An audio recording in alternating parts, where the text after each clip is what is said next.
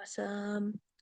Well, I believe I am just going to go ahead and get started. So, welcome everybody to the Southwest Virginia Spring Chapter. My name is Amanda Klein Robertson. I am the Southwest Virginia Faith Organizer with Virginia Interfaith Center for Public Policy. I'm so happy to have you all here today and to see all your wonderful faces and see all your wonderful names. It's great to see all the familiar names. So let's just get the ball rolling. If my slides can work. All right. And just, I believe everybody is familiar with us, but I always like to start off our meetings with who we are. We are the Virginia Interfaith Center for Public Policy, and our mission is to engage people of faith and goodwill to advocate for economic, racial, and social justice all across Virginia's and our policies and practice through education, prayer, and action. And just to get started, I want to do a quick introduction, and I thought it would be appropriate to talk about something that we love about spring because the weather is so beautiful right now. So all I need you to say is your name, where you're from, and what is your favorite spring activity? So I'll start. Like I said, my name is Amanda Klein Robertson. I am from Vinton, Virginia, but I reside in Richmond currently. And my favorite spring activity is to sit in the park and read a book. And I'm going to pass it over to my colleague Sheila, if you want to introduce yourself. Sure. Thanks, Amanda. I am Sheila Hurley Hennessy. I and my favorite spring activity is tough. I love all the flowers everywhere. I love bragging about the amount of time that we have flowers, particularly compared to my family in Ohio, where they get like a week, and I'm like, I get 3 months. Um, Bragging isn't my favorite spring activity, but it is the most fun for me today. Uh, yeah, I'm gonna pass it over to. Should we do staff first, or should I get off into the weeds? I'm gonna send it You over should to do, Jane. yeah. Did you say Jane, Sheila? I Yeah. did. Okay. I'm Jane Hill. I'm down in Southwest Virginia. I'm in Abingdon, live in the mountains, glorious mountains. My favorite springtime activity is beginning to hike. I like to hike. So, I love that. And there's beautiful hiking points where you are. So yes, that's yes, awesome. And if you want to pick somebody to introduce themselves next. sure. How about Jennifer Cooper? Hi, I'm Jennifer Cooper. I grew up in Christiansburg and still live here. And we go to Blacksburg United Methodist Church. And my my favorite spring activity is putting all my winter coats away. I hate coats. It's a good one. I love it. If you want to pick somebody to go next. Tanya. Hi, thanks for popcorning it over. So yeah, my name is Tanya. I am the development manager and grant writer for the Virginia Interfaith Center. And I grew up in Newport News, Virginia, so on the coast. And around this time in the springtime, I love going on sort of nature walks near the water. So ocean walks, anything like that. That fills me up with a lot of joy. And I'll pass it to Nathaniel. Hi, I'm Nathaniel Porter. I am currently from Christiansburg, Virginia. I grew up on the coast too, but the opposite one and near the Seattle area. So I am very familiar with those walks on the water and I miss them. But what I do love about spring here is that I can get out on my bike more, biking to work on the Huckleberry Trail here. And especially this year when it's been closed most of the winter for repairs and things, I'm really looking forward to that. Absolutely. That sounds See, beautiful. see And feel free to pick who anybody got. else. Let's see. Bev, have we gotten Bev? I don't believe so. Bev, if you want to introduce yourself. Hi, sure. Beth Chestnut. I live in Clarksville, um, and was brought up in South Central Virginia, then moved to Northern Virginia for about 40 years before coming back. And my favorite thing for the spring is planting flowers. That's a good one. I love all the outside activities. It's so beautiful outside. Miss Bev, do you want to pick somebody else to introduce themselves? Uh, Asher. Um, um, um, um, um, I'm Asher. Um, um, uh, I'm from Christiansburg, near Virginia Tech. Um, um, and favorites is preferring activity. Is probably just that my um is just enjoying the the nicer weather for my bike commutes. Absolutely. Thank you It for is being here, cold. Asher.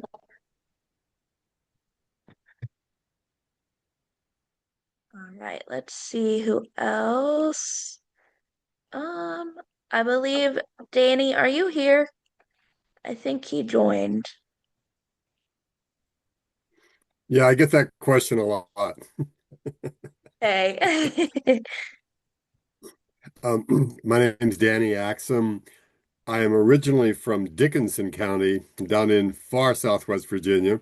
So I'm very familiar, Jane, with your area. In fact, I was just there in recent days on my way down and back from Knoxville to go to the Big Ears Music Festival there.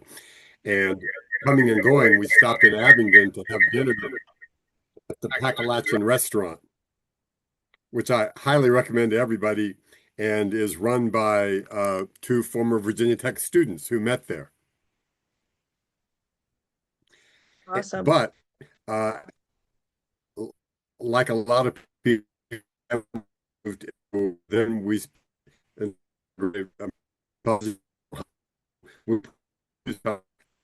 in Hampton, and I graduated from a lot of time in Newport News. All my family worked in the shipyard, so I'm very familiar with that area.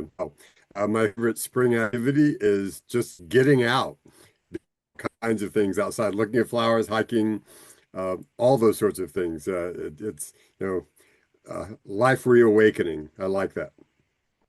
Absolutely. Thanks for being here, Danny. I believe Hmm. we have one last person.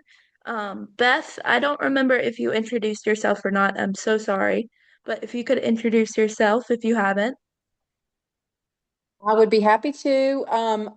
I've had a little technological difficulty, so pardon me. I'm late to the game, but anyway, All my good. name is my name is Beth Deskins, and I currently live in Floyd, Virginia. I'm from far Southwest Virginia as well. From graduated high school in Wise County, and have family from Tazewell County.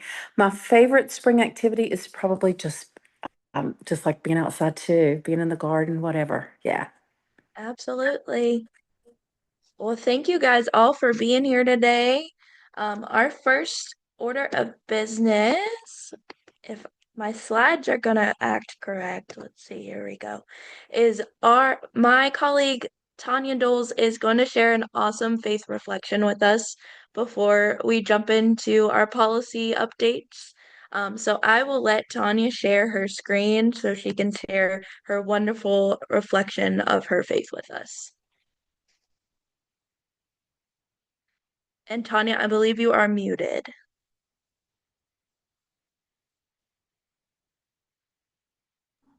Okay, here we go. All right, so let me try to put it in presentation mode. There we go. Okay, well, nice to be here and meet you all. So a little bit about me. So I'm a Buddhist and Hindu practitioner. I got involved with meditation, Buddhist meditation, about 10 years ago.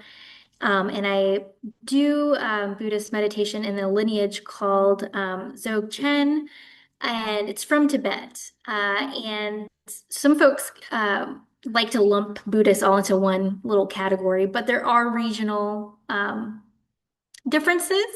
And one of my favorites is actually kind of popular Zen Buddhism, and that one comes from Japan. And what is kind of interesting about Zen Buddhism is that it's spread all over, and so it also spread to Vietnam. And one of the most popular Buddhists that came from the Vietnamese region is Thich Nhat Hanh. He's kind of a popular writer. He's no longer with us, but I thought he was really inspiring because Thich Nhat Hanh, he's done a lot of justice work over his lifetime, and in fact was nominated for a Nobel Peace Prize by Martin Luther King Jr. So when we talk about interfaith work across faith groups, I just felt like Thich Nhat Hanh is just an incredible person to study and get to know. So that's him as a Zen priest in the corner. And then there's that picture down below with Martin Luther King Jr. when he was much younger and probably a little bit more like paving kind of like here with his protests, more out in the streets. So he has some quotes that I'll read off from you. The first one is true justice should have compassion in it. I think that's also kind of goes across, all faiths. And when another person makes you suffer, it is because he or she suffers deeply within themselves. He does not need punishment, he needs help. And I definitely I take this to heart a lot, especially in our criminal justice work, when we talk about restoration of rights or, trying to have folks who have a criminal record access basic things like affordable housing and so forth. It's like thinking through, what are non-punitive approaches to justice? And then the last thing is peace in the world starts with peace within oneself.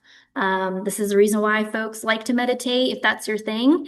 Certainly was Thich Nhat Hanh's training.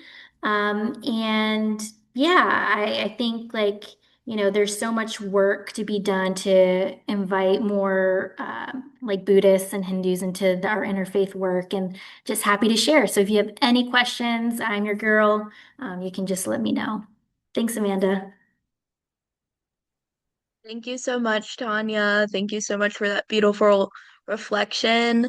I mentioned a little bit in our first meeting that I'm going to share different reflections of different faiths um, during each meeting that we have. And if there's anyone that you think that comes to mind that could share a reflection during our meeting time, please feel free to email me and let me know. They can be from Southwest Virginia, they can be from somewhere else in Virginia, but yeah, I would love to know. And thank you again, Tanya, for that wonderful reflection of the Buddhist faith. It's wonderful to hear about how you see it and the historians in it. So thank you so much. All right, let's get back and see. All right, and now I am actually going to pass it over again to our colleague Sheila, and she is going to give us a little bit of a legislative update from this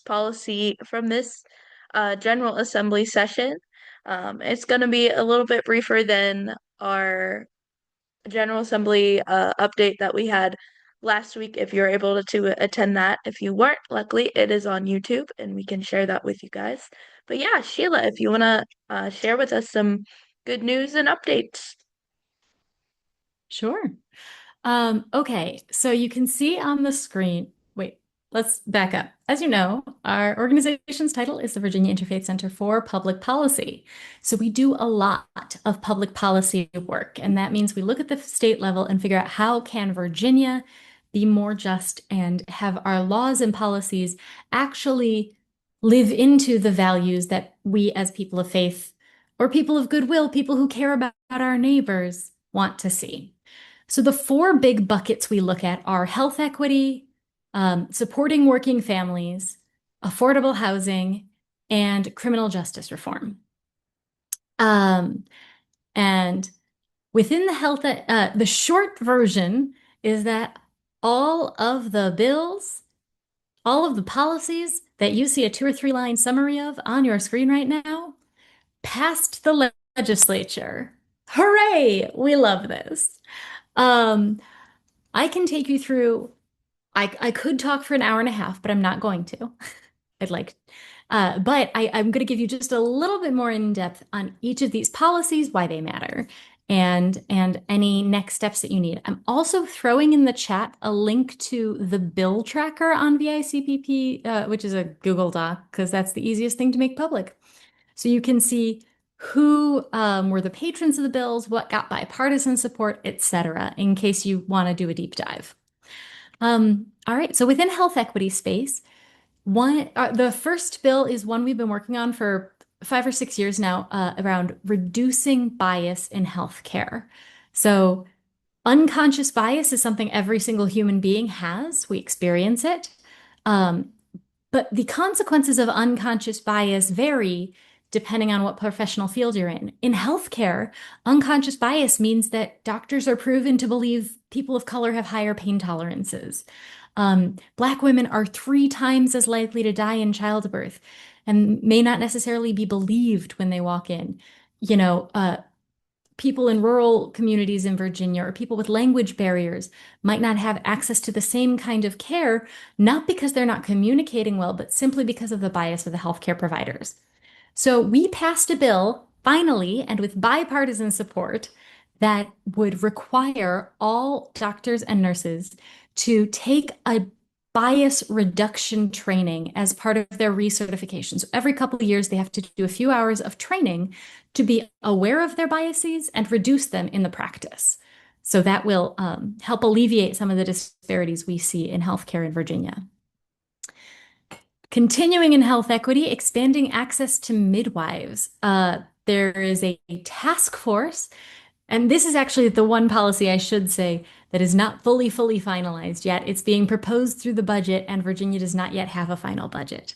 But expanding access to midwives is a policy that we're proposing a work group to look into how people who receive Medicaid coverage and health insurance could access midwives for care. This is especially important for rural communities and for culturally competent care for communities that might not be used to, traditional medicine, especially when giving birth. Finally, we had some really great success around increasing access to nurses in public schools. So there was a bill that says if your school that allows at-risk schools to use a particular kind of funding for either mental health care or physical health care, because the truth of the matter is not every school in Virginia has school nurses. And yet school is one of the only places a lot of these kids might have access to a healthcare professional. So this allows schools to pay for nurses in the system for their students, which is great.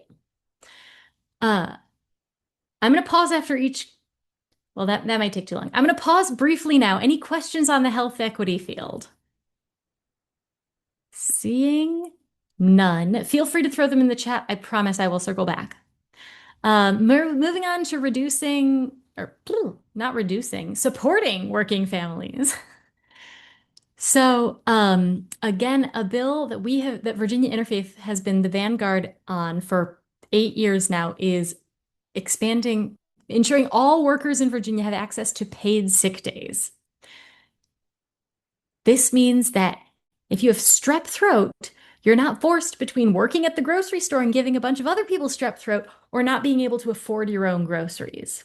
If your kid is throwing up at school, you're not choosing between being able to pay for that kid's school supplies by staying at work or picking them up and taking a few hours to take them home.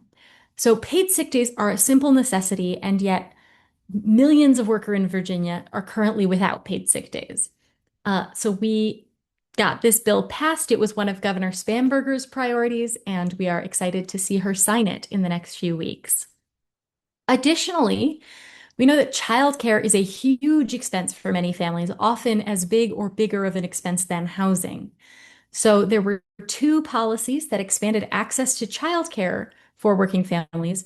One that creates a pilot program for it's essentially a public-private partnership where employers can pay in for childcare for their employees, the government kicks in a portion, and then the employee only has to pay a third of the cost of childcare, which benefits everyone. The other was a childcare policy that essentially gets rid of what that is called a funding cliff. Right now, if you are under a particular income threshold, you might qualify for free childcare. If you are over that income threshold, you would not qualify for free childcare.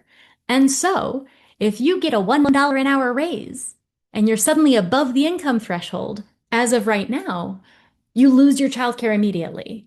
Or at least you suddenly have to pay full price, which is just not something that $1 an hour raise will pay for.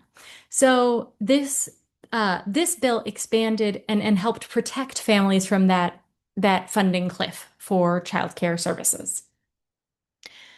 More things on protecting working families. We were part of the coalition to raise the minimum wage. We support paid family medical leave, which is when you need weeks or months off. We are excited to see minimum wage for farm workers, but these were the two issues that we really led on. Any questions around working families? Again, throw questions in the chat. I love talking about them and answering them. All right, onward to affordable housing. On affordable housing is a huge issue. By some polls, it is the most important issue to many Virginians. And yet, there is no single right answer. There is no panacea. So we supported a bunch of bills to increase funding for housing. We supported bills to protect tenants, but the bills we led on were these two. One would allow localities to speed up, expedite the approval process for affordable housing developments in that city or county. And that passed with strong bipartisan support. And the other is called YIGBY, or Faith in Housing, and YIGBY stands for Yes in God's Backyard, as a pushback to the not in my backyard attitude of some folks when it comes to building affordable housing.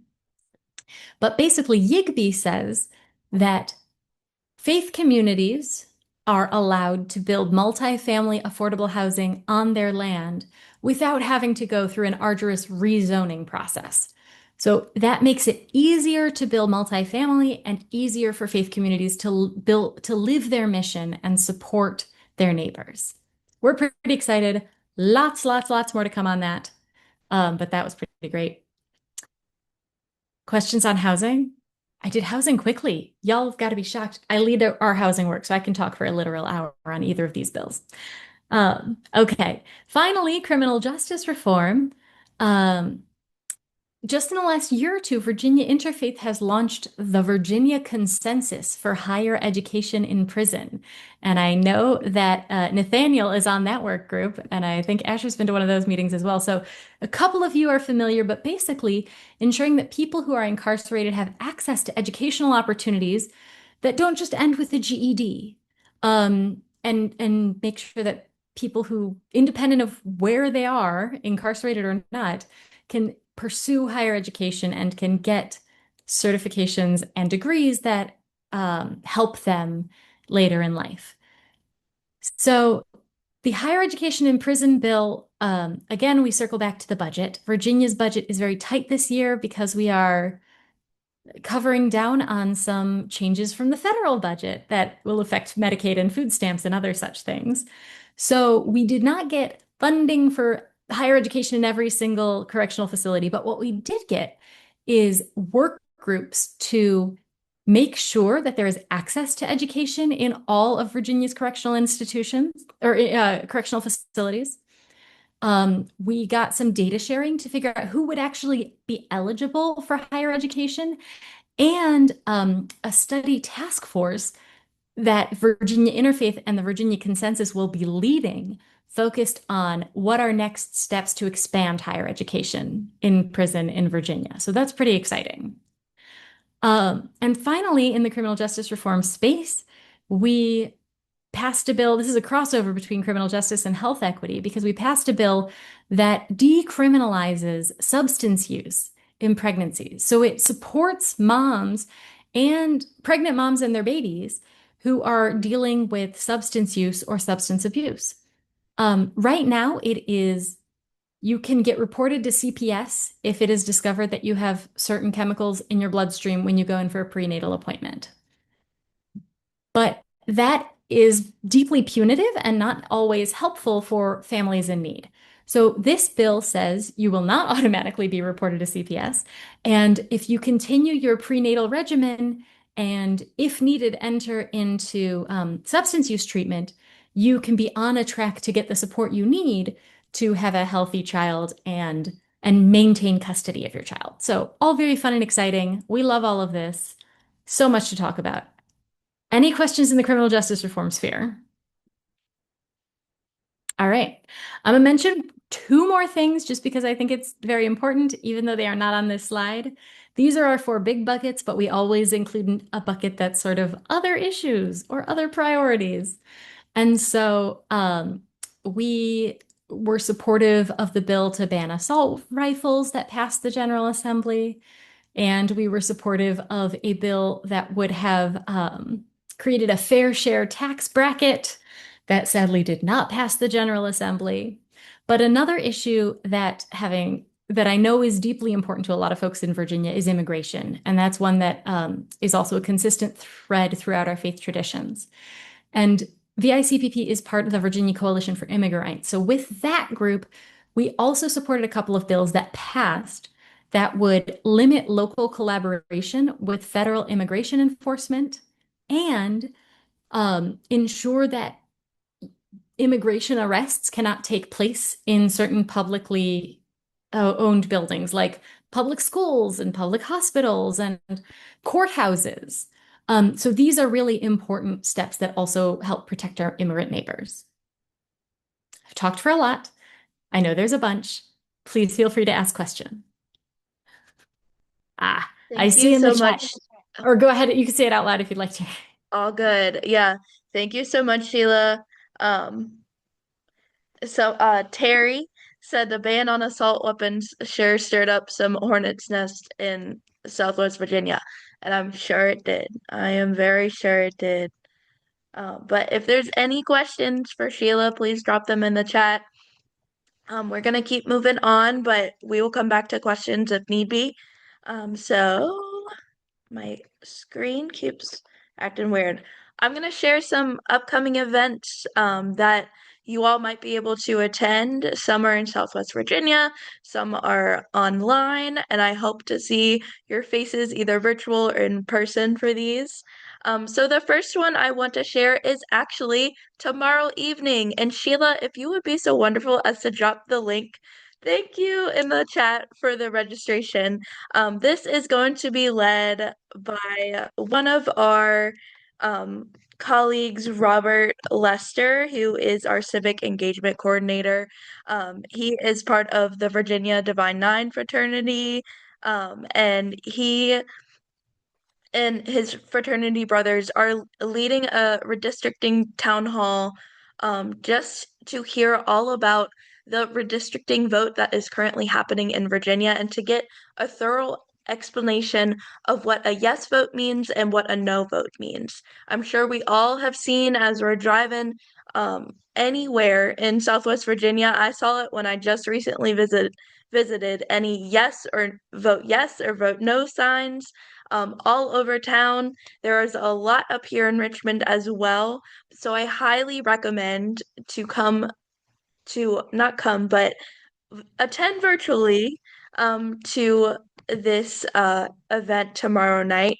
It starts at 7 p.m. It is completely virtual. And they will answer a lot of questions surrounding this vote and go into thorough details about this. And I believe the registration link is in the chat. Thank you, Sheila. Yeah, I will be there. I know a lot of our staff will be there virtually, so Hope to see you guys virtually tomorrow. Next up, we have some more events. And I'm actually going to tag in Danny, who is going to talk about a wonderful panel that is coming up in Blacksburg. So, Danny, if you want to talk about your event, that'll be awesome. Thank you, Amanda. Um, the right to vote is really at the heart of democracy, and it's something that we as a country have struggled with in its entire history in terms of who gets that right, right? And there's a lot of concern about threats to the vote for the 2026 midterms, which are so important because they're about who has power in Congress, whether it's federal policies like the so-called SAVE Act or executive orders or misinformation, disinformation. Um, so, uh, in order to address those things, Defending Democracy is putting together an event. It's on April the 12th, Sunday, April the 12th, from 2 to 4 p.m. in Blacksburg at the Unitarian Universalist Congregation. And it'll be in two parts. The first part will be a panel of experts who will be talking about these various issues. Um, uh, Two of them are political science professors from Tech. One, Karen Jones, who works with the NAACP, and they'll talk about threats and other issues. Uh, After that, we want to go from people's this opportunity for education to opportunities for engagement. And so in an adjacent room, we've asked several different organizations who work on things relating to uh, democracy and protecting the vote and so forth, uh, to have tables there where attendees can go to those tables and learn about what they're doing and how to get involved and so forth. And I think there are maybe 8 or 9 different organizations, my last count, who are going to be there, one of which is Virginia Interfaith. So we're looking forward to that. And again, that's Sunday, April the 12th, from 2 to 4 p.m. And I believe there'll be something being distributed to the mailing list, the local mailing list, Amanda, is that right? Great. Okay. So again, we look forward to seeing everyone there. Thank you. Awesome. Thank you so much, Danny. And yep, Virginia Interfaith will be there tabling. I'll be there in person, so I'd love to see you guys in person. It's gonna be a great event, and Virginia Interfaith is good friends with Karen Jones of NAACP. I'll talk about her in the next slide or next two slides actually, a little bit more. But before we get to that, I want to reinsure and just remind you guys to please get out and vote for the redistricting vote. And like I said, if you're still unsure of what it is, attend tomorrow's town hall. The link is in the chat. You can vote now. Voting early has already started. You can vote by April 21st. Look in look up your local elections office and see where you can vote, your local polling office. Uh, there's so much information on, I believe, Sheila, correct me if I'm wrong, but it's virginia.elections, I believe, .gov, um, that you can look up. Elections.Virginia, but I'll throw it in the chat. Thank you. Thank you. I mixed flip-flopped, but look up any information on there. You can see where you can vote and you can see what time your polling office is open. So please, please, please go out and vote, and please come tomorrow if you are not sure of what this vote entails. Alrighty. So, speaking of Karen Jones, who was so lovely, she is in this picture down here. We love her so much. She joined us last year on our wonderful interfaith justice revivals. And some of you may have met Sheila or myself on this wonderful road trip last summer where we came around Southwest Virginia speaking to different churches, different congregations, different faith groups, different community groups. It was a wonderful time. We are currently in the very beginning stages of planning this summer. Sheila, if you want to touch base about anything IJR related, tap you in. I will speak ever so briefly. We've not finalized plans, but we've had a taste of Wise County and we have to go back. Yes. I don't see Tabitha on the call, but like that was essentially what we came up with. So we are planning on getting back to Southwest Virginia for a spell. Last year's Interfaith Justice Revivals, we had some nights or some events, we had like a big ol' think of a revival and then make it interfaith, and that's what we did. So like in Roanoke and in Bristol, we had speakers from different faith traditions, different races, all speaking about why their faith believes in justice and songs and gatherings and potluck dinner. It was a phenomenal time. At others of our stop, and I know I saw some of you in Danville and in Christiansburg, we had sort of a meet and greet event, chatting about how we can do more and support each other in this work of justice and what values we want to bring to bear. I don't know exactly what the tour is going to look like this year. So if you are interested in being part of the planning team, if you are interested for planning a big event or more of a casual event.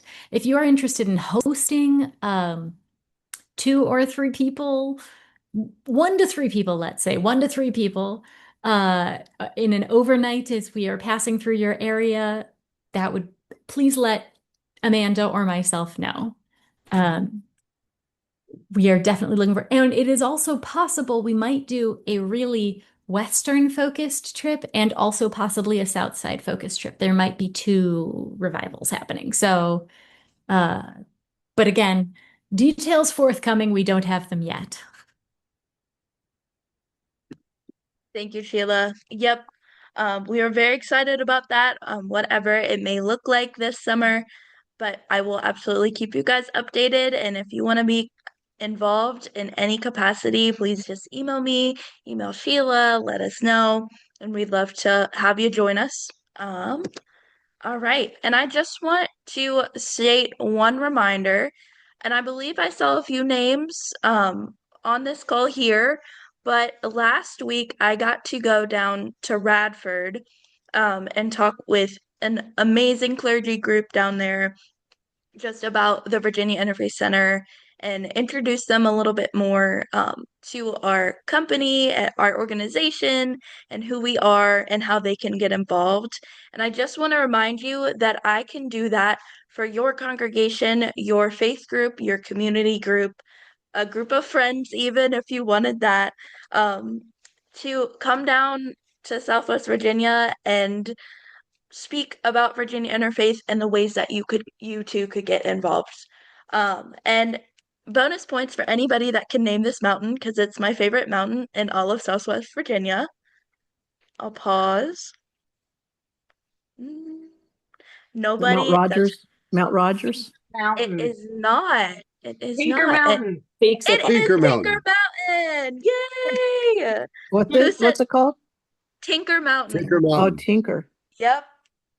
And a fun fact about Tinker Mountain, I have to shout out my alma mater for a second. I went to Hollins University, which is at the base of Tinker Mountain, and we have a wonderful tradition called Tinker Day, where we get woken up by the bells on campus, classes are canceled, we eat breakfast of Krispy Kreme donuts, and then we hike the mountain all in weird costumes. We get to the top of the mountain, sing fun songs, eat fried chicken, do some skits, and then go back down the mountain and take a nap. It's a wonderful day. It's a Hollands tradition. I can't explain why. It's it's just Hollands. It's just Hollands. If you know Hollands, it's just Hollands. But yes, that's a wonderful Tinker Mountain. Thank you for all for hearing my love for my alma mater. And And speaking of yes, Hollands, speaking of Hollands and your alma mater and Tinker, it's also the base for Annie Dillard's Pilgrim at Tinker Creek. yes, yes. I love all the Tinker knowledge. I want to name that our next Southwest Virginia chapter will be sometime in July, but I'm saying sometime in July because Interfaith Justice Revival, the chapter might be in person. Who knows? I might be down there. We might be able to do something down there, and I would love to see you all in person. Um, what else did I have? Oh, my screen is not working, so I'm going to stop sharing for 1 second.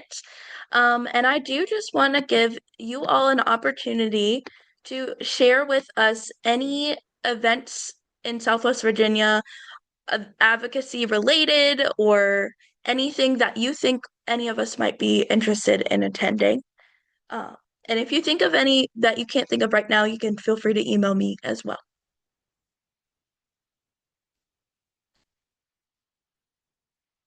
Anybody? That's okay. We have lots of events coming up. I'll be at the event with Danny, and I hope to see you guys virtually tomorrow. Asher, did you have an event? Um, yeah. Um, um, the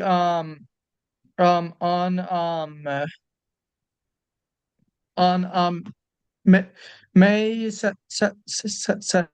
second, our like our local IWW chapter is hosting a May Day event, and we'll have like workers' rights presenters there and everything, and it'll just be fun and Awesome. Yeah. yeah, there's Where will that entertainment and event be? everything. Hmm? Oh, that that's that's at the um at, at the Huckleberry Park in Christiansburg. Awesome. Okay, so May 2nd, Huckleberry Park.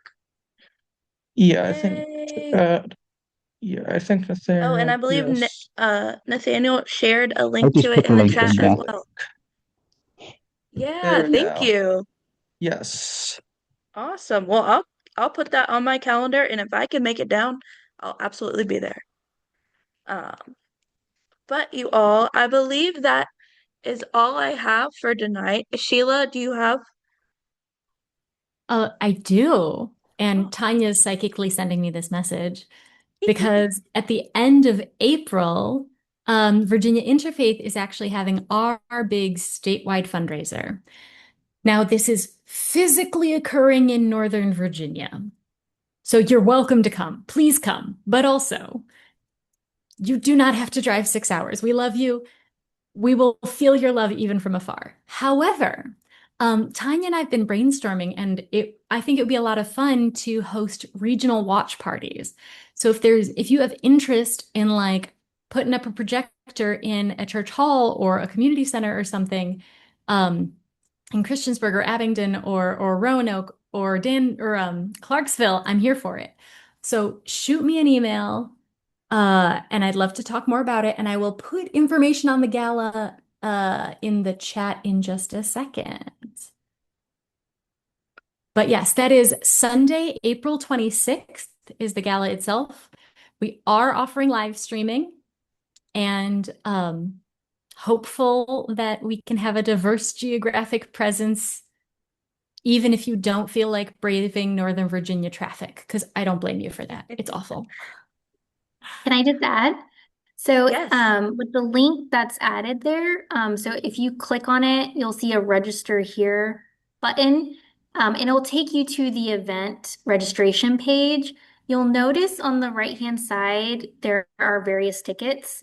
One of them is just a general live stream ticket. So if you do want to join the live stream or get your congregation to organize a watch party, the tickets are free, so there's nothing to lose there. You can just sign up, get a free ticket, and then you'll get a link from Amanda or me or Sheila that will take you to the live stream. So it's going to be hosted on YouTube.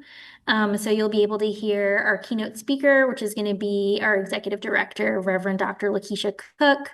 And then we'll also be giving an award to our former chairperson, Reverend Anthony Flood. So it's going to be a good evening. And yeah, if you can't make it, definitely see if you can try to join virtually. Yes, thank you so much. And I also want to name that our I forget the name of it, but our lovely board director, Kelly Bear Derrick, will be leading us that evening to keep the flow going. And she is from Roanoke. So yay, Southwest Virginia. Um, but One yes, of you is making the drive. yes. And before we head out, I believe Terry in the comments said that she has a quick question about criminal justice reform. Yeah, if you don't mind, really love what you're doing with the higher education. When I came up last year for Day of for All Peoples, I went to the workshop on that, and it was really encouraging to know you're helping us make great inroads in that. And I'm connected to the Kairos Prison Ministry in Virginia, and we've been hearing about a new um, program within the Department of Corrections called the New Virginia Model.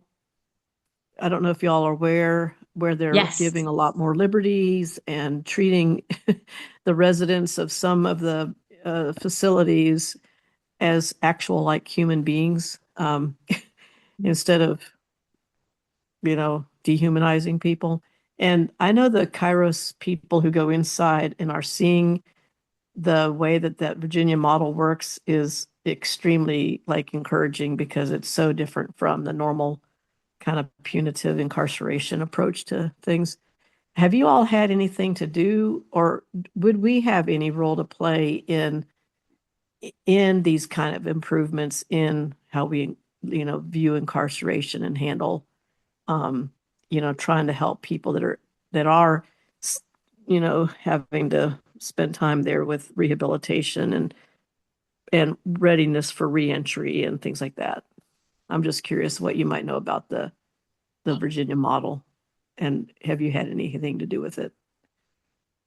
So the very, very shortest answer is yes. Is there any Good. way you can get involved and find a way to help? Yes. I don't know as much. Our colleagues, Kenneth and Terry, are actually the ones who really focus on the Yeah. higher ed prison piece, so they're a lot more plugged in. And I know that the previous director of the Department of Virginia's Department of Corrections, Chad Dodson, is the one who introduced the Virginia model. And we were excited to see the potential privileges and paths forward for some of the folks who are incarcerated. But we're also a little bit concerned because there wasn't a lot of clarity around who qualified for these perks and who didn't, and who makes the decision who gets, as you said, to be treated like a human and who doesn't. So from that point to this, we got a new governor. We don't yet have a new director of the Department of Education, of Corrections, I should say. But the Virginia model is still underway, and it does seem to be having, like, there are some positive feedbacks coming out of it. All this to say, I don't know more specific than that.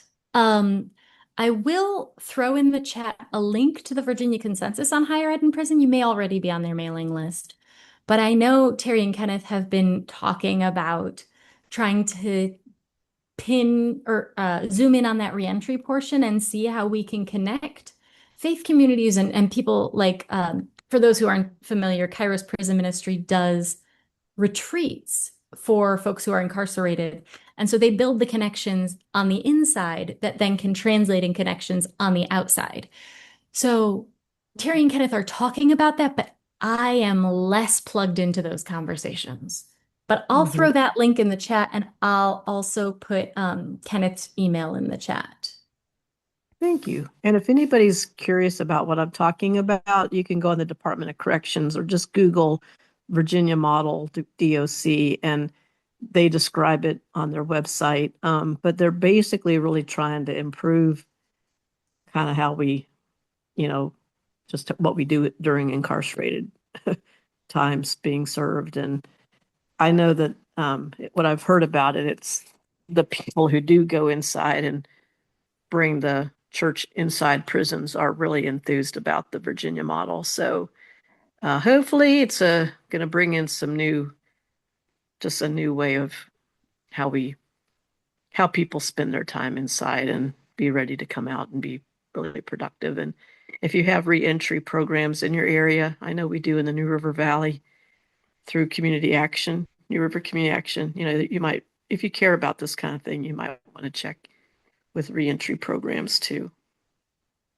Thank you. I was just Thank curious. you, Terry. Yeah, Mhm. absolutely. All right, y'all. Well, we're close to ending. It was so good to see all of your faces, your names, have wonderful conversation. I wish anybody who celebrated Ramadan, I hope you had a beautiful month in a couple days. And as if you're celebrating Holy Week, I hope it is peaceful and full of everything that you need. And if you are leading Holy Week, I hope you get rest next week. If you need anything, please feel free to reach out to me or Sheila, and I will send you guys emails afterwards with the recording of this meeting, as well as some of the links that we have attached in the chat. Thank you so much. Have a great evening, everybody. Hey, Bye. Amanda. Yeah, hi, Amanda, Kelly. I'm seeing a question from Asher in the chat and just wanted to make sure that Thank about the you. gala. Thank you, Kelly. If anybody, yeah, absolutely. I did not see that. For the gala, would we be able to possibly post a link to the live stream on our church's YouTube channel rather than in-person watch party? Absolutely. And Yeah, if I you think would you like can.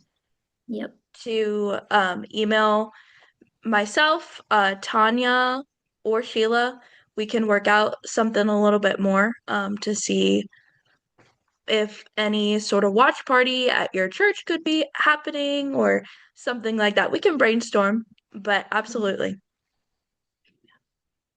Yeah. Welcome. Awesome. Thank you guys. Delightful Thank to see you all. you. Good night. Thanks, Bye y'all. all. Thank Good night. you.